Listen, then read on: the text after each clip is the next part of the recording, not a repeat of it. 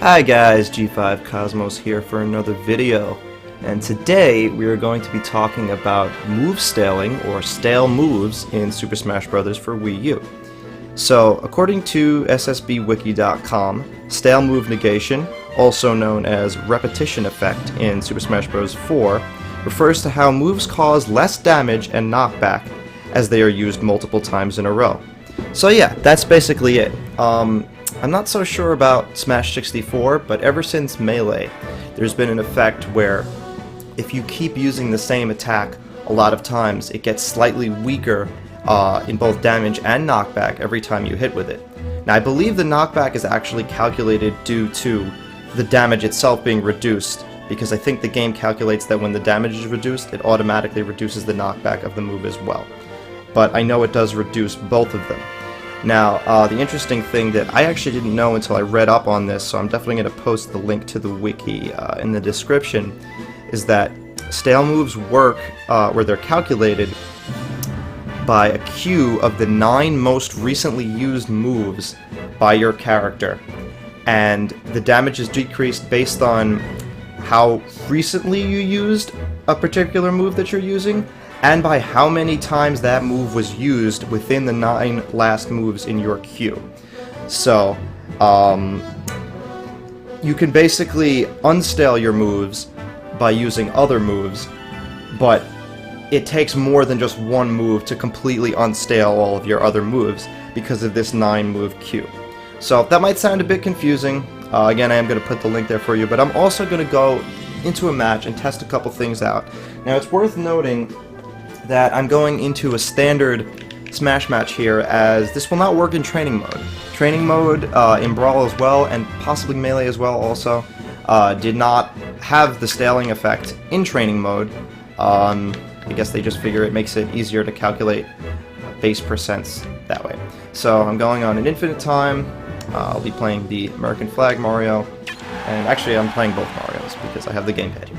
So I'm going to try a couple attacks, and we're going to experiment with the staling effect and see what kind of result we can get.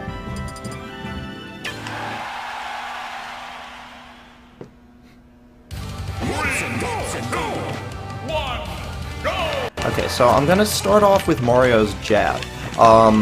It is also worth noting, just to give you a little more information on stale moves, that a move will only stale when it connects with something that can take damage. So obviously another character is a perfect example, but you can also stale your moves and thus unstale other moves by connecting with objects such as the balloon on Smashville and other like destructible parts of stages and stuff like that. So it's good to keep that in mind.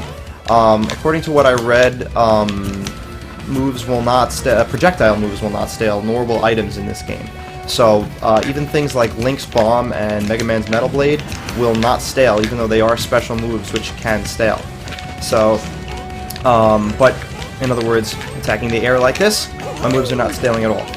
Since I've just spawned, none of my moves, or actually I should say all of my moves are completely fresh, which is the term to use when a move is not anywhere present in the staling queue. And it's also worth noting that, in both this game and Brawl, when a move is not in the staling queue at all, it actually does 1.05% of the damage, of the regular calculated damage for the move. So what you would think is the normal percent of the damage of your moves is actually slightly increased if your move is completely fresh.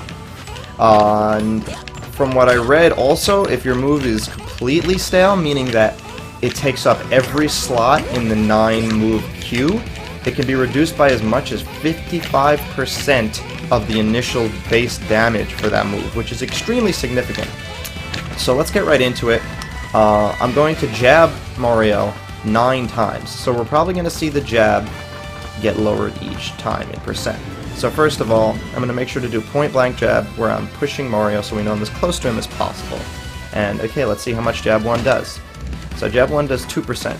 This might not have been the best move to test that at first because 2% is not that much damage to see it get lowered. So I'm actually going to, let's refresh that. Let's try that with forward tilt, because it's also another point to make is that when you respawn, when you're KO'd, all of your staling goes away, and all your moves are once again fresh. So let's try point blank forward tilt. Okay, so we got 7 damage. That's a nice figure. So that was the first one. Now we're going to go for the second one. So right there we already lost 1%. 7 and 6 is 13, so we have 6 damage caused there. And now we're going to try for the third time. And so once again, it was 6 damage. So I think because the move is only 7 damage initially, we might have actually been reduced by less than a full %. So that could have been 6 point something %. I'm not sure exactly how that's calculated, but that was another 6%. Now the fourth hit. Whoops. Now the fourth hit. And another 6 damage right there. The fifth hit. And that time it only did 5 damage. So the fifth time it does 5 damage. Let's try the sixth time. And only 4 damage, so now we're actually decreasing by a full % every time. I believe this will be the 7th hit. And let's see. That was 5 damage. Maybe I'm catching different hitboxes on this. But you can certainly see, and there's another 4 damage, that it's reduced. And I think I have 1 or 2 more. Oops, that was a jab. Oh, well.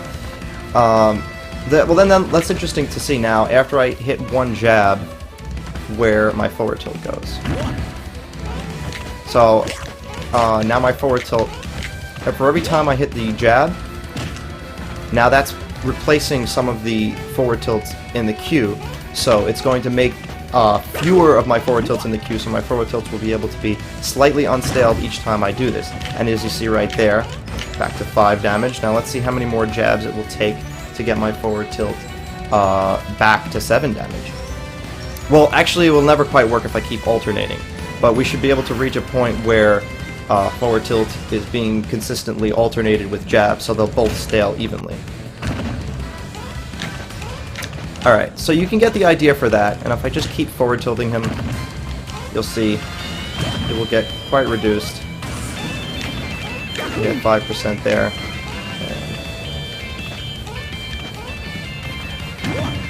4%.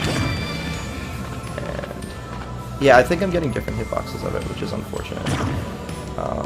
We're doing 5 and 4, it seems, is consistent. And there we did 4. Let's see if we can get it lower than 4. No, 4 seems like the lowest it can be. Yeah, now every hit is doing 4.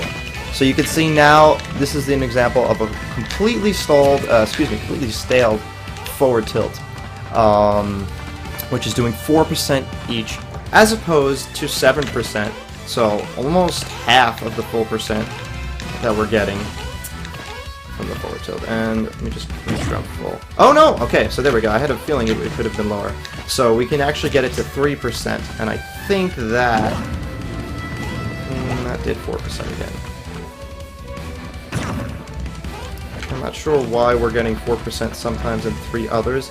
It's probably just that I'm connecting with different parts of it, but you can see that. So, it's not too important to know the exact percents and stuff like that. All you have to understand is that if you use a move a lot, it's going to get staled. So let me get it fully staled, and let's talk about unstaling the move. Okay, so we got it to be 3% there. It might work out to be 4%.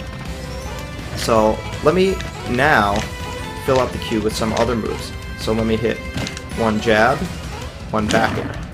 Now let's see how much damage my forward tilt does. So right there, it did 5%. So you can see that it's starting to unstale.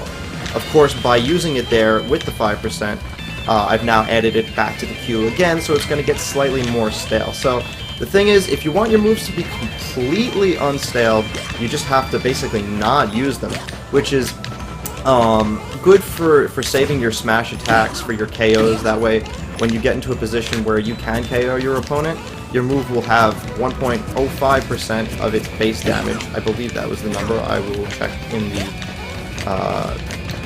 SSB Wiki link that I posted. And yeah, so it's really good to save your kill moves to get the most damage and the most knockback out of them when you need to use them. But interestingly, moves staling and having less knockback can also make it easier for you to string moves together. So as I forward tilt, granted the Mario is of course taking more damage, but my forward tilt gets less knockback and it makes it easier to combo into itself. Same thing with moves like up air. So your combo moves, although you want to rack up a lot of damage with your combos, your combo moves are actually good to be staled because this allows them to have less knockback and combo into themselves or into other moves more easily. Alright, so let me refresh both of these and let's get more into the unstaling effect just to get a good glimpse of how it works. So right now, my Mario is completely fresh. All of my moves are fresh and they will maintain so until I connect with the opponent. So let me get my forward tilt back to a position where it causes around 3 damage or 4 damage.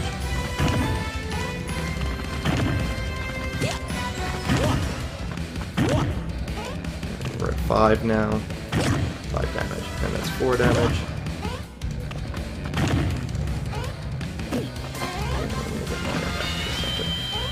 And let's see, 46. Okay, we're still at 4 damage. And I think that was, let's see.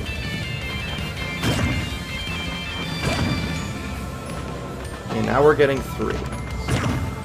We're getting between 3 and 4, which I'm not quite sure why. It might actually be because of half percents or like partial percents. Just so you know, this game does calculate percents in decimal variables, so it can be less than 1% can actually be calculated. Which, if you guys saw, is how Ally was able to kill 6WX with an up B at 0%. You might have been wondering, but all of the hits of the up B do damage. How did he kill him without any damage on his character? Well, he actually connected with a hit of Mario's up B that did less than 1%. So there actually was technically percent on 6WX, but not 1 full percent, so not enough to show on the counter at the bottom. So Mario's forward tilt is now completely staled, and so we'll just demonstrate. I'll do one more. Yeah, so 3 damage. So it does 3 to 4 damage each time, probably something like 3.5 if I'm correct about the decimal variable. So now, let's see what happens. If I connect one jab, forward tilt, let's see, that was 4 damage. Do another jab just to keep this trend. And now we actually got 5 damage, so it's probably doing 4 point something damage. A decimal of 4 after the one jab. So let me fully stale the forward tilt again. Okay. Let's get the jab out of the queue. And it doesn't really matter if the other Mario dies because my moves are still stale. Okay, so we're back to 3. So now let's see what happens if I do 3 jabs. We're not really going to pay attention to the jabs down. We know it is, but we're looking for forward tilt. So now let's see how much damage the first forward tilt does. So 6 damage. So as you can see, the forward tilt is clearly being unstaled by the position of those jabs. So now if we remember, in the beginning my forward tilt did 7 damage. So let me just jab Mario a bunch of times, or just hit him with a bunch of other moves, so we can get my forward tilt to be completely... I did forward tilt by mistake. So we can get my forward tilt to be completely unstaled. I don't really have to just do jab 1, but... you guys want to take a count. I actually didn't count, but I would have only needed 9 repetitions of this. So now, Mario's at a nice even 50, and if I'm correct, my forward tilt should do 7 damage, as it did. So you can see right there that it can take a while to restore your moves to the completely fresh percent, and it's important to remember this when you're using your attacks, that if you use an attack a lot, it is going to get significantly weaker, and if you want to use that move for something big like a KO, for a lot of knockback, or for a lot of damage, you will have to unstale it if you want the full effect. Or just kill yourself, but you probably don't want to do that. And with Rage, well, Rage can bring a lot of things into play. We don't want to get Rage mixed up in this, but now I want to look at the KO power of a move. So as we see here, Mario's unstaled, completely fresh up smash will kill another Mario at 115% point-blank range on Final Destination. with no DI.